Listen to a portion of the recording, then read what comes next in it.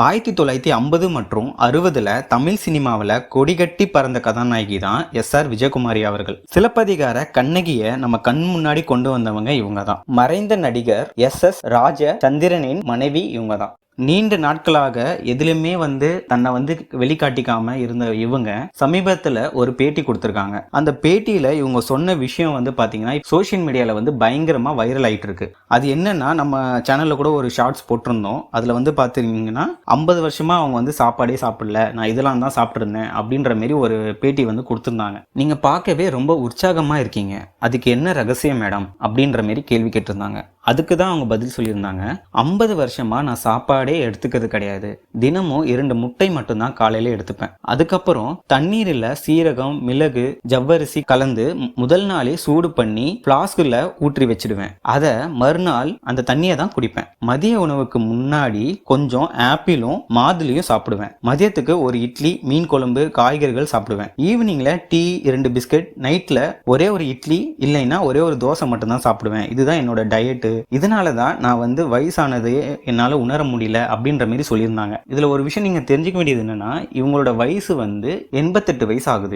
இவங்க ஆக்சுவலி எப்ப பிறந்திருக்காங்கன்னா 1936ல பிறந்திருக்காங்க. ஸோ இப்போ இவங்களோட வயசு என்னன்னு கேட்டீங்கன்னா 88 வயசு ஆகுது இவங்களுக்கு. ஆனா இவங்களை பாக்குறதுக்கு அவ்வளவு வயசு யாராலையும் சொல்ல முடியாது. ஸோ இதுக்காக தான் அவங்க இதை சொல்லியிருக்காங்க. ஆனா இவங்க சொன்ன விஷயம் இவங்க கேட்டதுக்கு தான் இந்த பதில் சொல்லியிருக்காங்க. ஆனா சோசியல் மீடியால இது வேற மாரி நியூஸ் ஸ்ப்ரெட் ஆயிடுச்சு.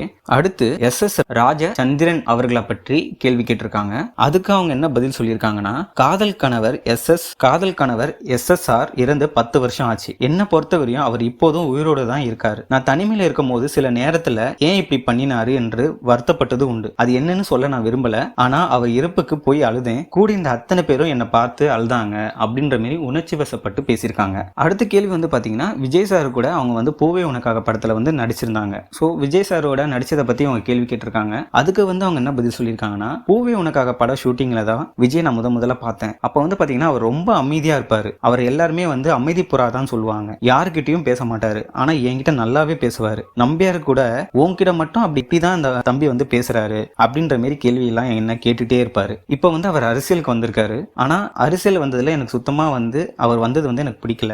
ஏன்னா அரசியல் என்பது பாத்தீங்கன்னா கடல் மாதிரி ரொம்ப கஷ்டமானது. அதுல நீந்தி வர்றது பெரிய சவால் தான். இதுல விஜய் எப்படி வராருன்றது பொறுத்து இருந்து தான் பார்க்கணும். அதனால தான் சொல்லியிருந்தேன், விஜய் அரசியலுக்கு வர்றதுல எனக்கு விருப்பம் இல்லைன்னு. அதுல அவர் ஜெயிச்சா எனக்கு ரொம்ப சந்தோஷம் தான். இந்த மாதிரி நிறைய கேள்விக்கு அவர் பதில் சொல்லியிருந்தாரு. ஆனா அவங்க சாப்பாடு விஷயத்த பேசுனது தான் இப்போ சமீபத்துல சோசியல் மீடியா முழுக்கவே பயங்கரமா வைரல் ஆகிட்டு வருது.